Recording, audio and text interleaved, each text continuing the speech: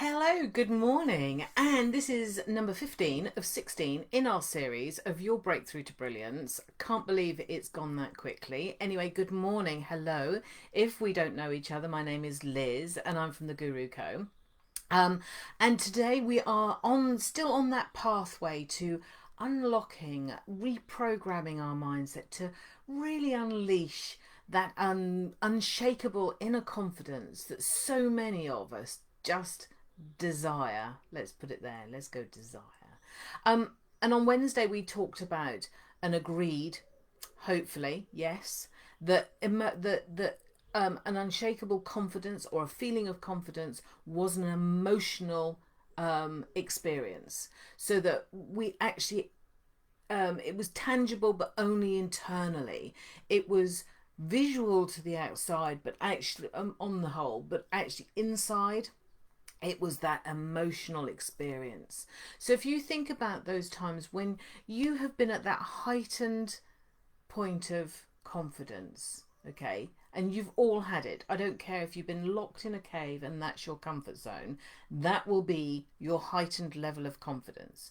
And think about those names that you attach to describe how you feel. They can be feelings of being powerful, of being calm, being purposeful, but at peace, being upbeat, motivated, and lots of energy, and then being really laid back. And it's the greatest conundrum and contradiction ever, isn't it? When you think of confidence, just how people experience it, because that's the thing, it's your perception of it. Now, the weirdest thing is, okay, because this is what emotion is, a huge contradiction in terms, and it's all about experience.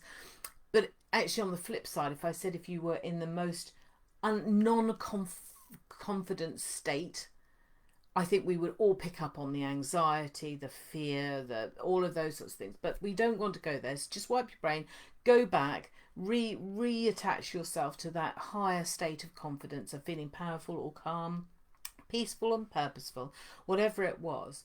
And just think about what type of context, where were you? Where are you most likely to be when you're in that state? I would suggest, okay, and it is a suggestion, that you are potentially not only within your comfort zone, but you are surrounded by people who know you, who like you, who trust you. You've already got over that sort of norming and storming and that shuffling that people do, and sort of getting to know people. So they might have seen you warts and all, and therefore when you turn up, you're happy to do that and you're in that state. But that's the biggie for me, okay? That's the bit where we then go into those states where we call them the blind spots. What you imagine other people know about you, but you're not aware of them. That puts you on the back foot. Or they're things like, let me think, they're things like, we don't know everything, but we feel we should know everything. These are the things that actually where unshakable confidence is so needed, and it is just a small tweak in your mindset to be visualizing those blind spots as areas of growth, personal growth. They are areas where you can work on them. But the more you show up, the more you're going to get that feedback. But if you're accepting them as gifts for you in personal development, where could that take you? Where could that personal growth take you? I'm going to leave you to sit with that for a bit.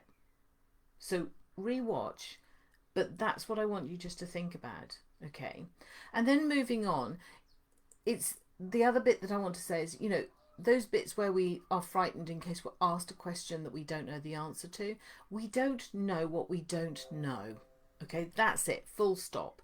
We don't know what we don't know.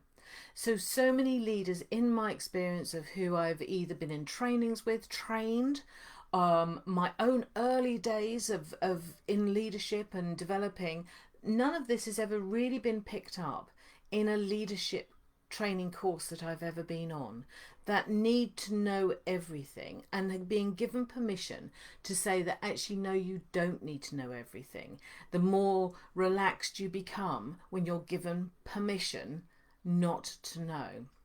You see, when people fall into the thing of we need to know everything, they become quite offish. They stand off. They don't engage with their team. They don't engage even with themselves. This is where the inner critic comes. They become almost hostile with themselves and hostile with others and those around them.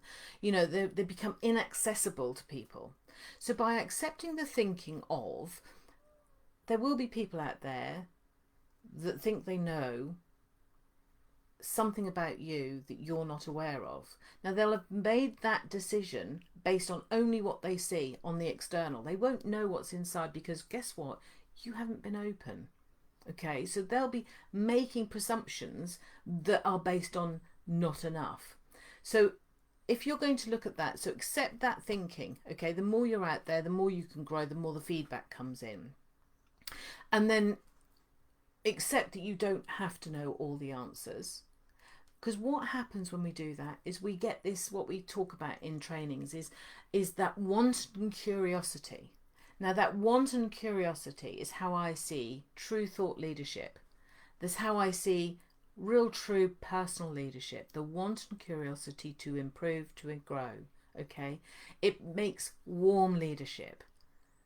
Have a think. There's a lot in there.